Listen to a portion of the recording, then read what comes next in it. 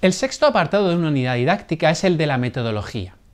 Este apartado es, por así decirlo, uno de los apartados o el elemento clave dentro de nuestra unidad didáctica, ya que va a ser realmente el que marca el carácter diferenciador de nuestra unidad didáctica con respecto a otras unidades didácticas de otros profesores. Porque básicamente, si nos hemos dado cuenta en todos los apartados anteriores de la unidad didáctica, básicamente lo que hacemos es coger elementos de la legislación y jugar un poco con ellos. Pero al final todos los profesores están trabajando con los mismos elementos, con lo cual el carácter diferenciador en los apartados anteriores es bastante limitado. Es aquí, en la sección de metodología, en donde realmente imprimimos nuestro sello personal a la unidad didáctica. Básicamente, en esta sección lo que hacemos es una propuesta metodológica y de las estrategias didácticas que vamos a desempeñar en la unidad didáctica. Así tenemos que hacer una selección de las actividades que vamos a hacer con los alumnos, ya sea las iniciales de conocimientos previos, las introductorias motivadoras, las de enseñanza-aprendizaje, las de refuerzo y las de ampliación. Básicamente, a la hora de diseñar las actividades que vamos a desarrollar para cubrir cada uno de los contenidos y objetivos de nuestra unidad didáctica, lo lógico es seguir una estrategia de ir de lo general a lo concreto. Además, también debemos indicar cuáles son los recursos didácticos que vamos a usar para realizar cada una de las actividades dentro de la unidad didáctica. El séptimo apartado es el de evaluación.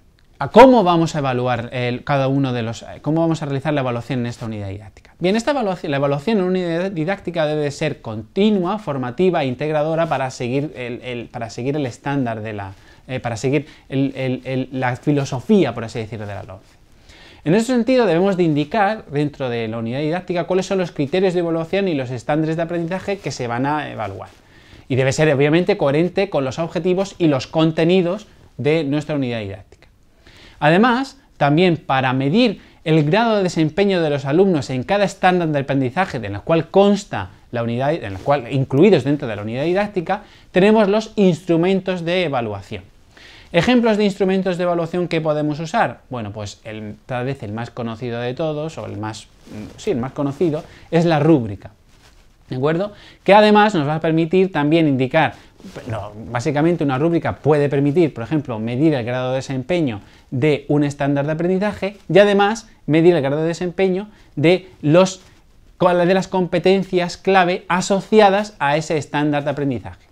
Otros instrumentos de evaluación pueden ser, por ejemplo, el portfolio de actividades, diferentes actividades que hagamos en donde cada actividad puede medir el grado de desempeño en uno o varios estándares de aprendizaje. El octavo apartado es el de atención a la diversidad. Básicamente aquí lo que tenemos que indicar son las medidas extraordinarias que queremos desarrollar para aquellos alumnos con necesidades educativas especiales. ¿Ejemplos de dichas actividades, de dichas medidas? Bueno, pues podemos proponer actividades periódicas de monitorización para saber si algunos alumnos tienen algún tipo de dificultad para adquirir alguna competencia o algún estándar de aprendizaje evaluable.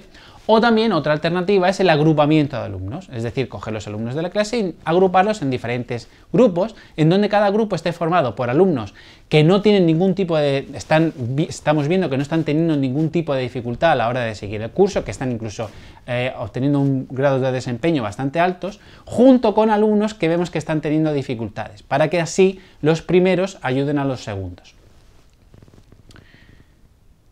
El noveno apartado es el de la bibliografía. Por último, al final de cada unidad didáctica es aconsejable que incluyamos una referencia clara de cada uno de los recursos didácticos, ya sean que hemos usado para desarrollar esa unidad didáctica o bien que vamos a usar dentro de esa unidad didáctica en alguna de las actividades.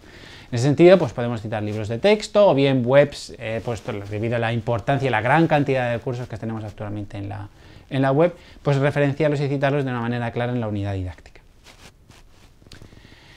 Ya por último, unos últimos consejos. Es importante que le deis a la unidad didáctica la importancia que se merece. Eso también lo digo también por el peso que tiene la defensa de la unidad didáctica dentro de una oposición a secundaria. Es aconsejable que elabores la unidad didáctica por ti mismo y como un todo, es decir, intentando siempre comprender o tener en cuenta todos los apartados de la unidad didáctica cada vez que estés redactando uno en particular. Si puedes, enséñale tu unidad didáctica a otros profesores para que te enriquezcan con comentarios, críticas, consejos que siempre harán que mejores la calidad de tu unidad didáctica. Y por otro lado, también intenta recopilar la mayor cantidad de fuentes de información posibles a la hora de mejorar la unidad didáctica, de enriquecerla lo máximo posible, sean libros de texto obviamente de tu especialidad, blogs, vídeos. En ese sentido YouTube es una fuente bastante interesante también de recursos. Bien, y ya por último, indicar cuáles son las principales referencias que he utilizado yo para elaborar esta serie de vídeos. La primera y la más importante es el blog Econo Sublime de Javier Martínez Argudo, el cual está realizando un blog muy interesante con sugerencias para elaborar unidades didácticas y programaciones didácticas de cara a las oposiciones de secundaria de 2018. Y por otro, el vídeo disponible en YouTube de Sira González, dentro de la asignatura de Didáctica de la Música, que explica también la elaboración de una unidad didáctica de una manera bastante general, pero muy interesante. Bien, ya con esto me despido y daros las gracias a todos por vuestra atención.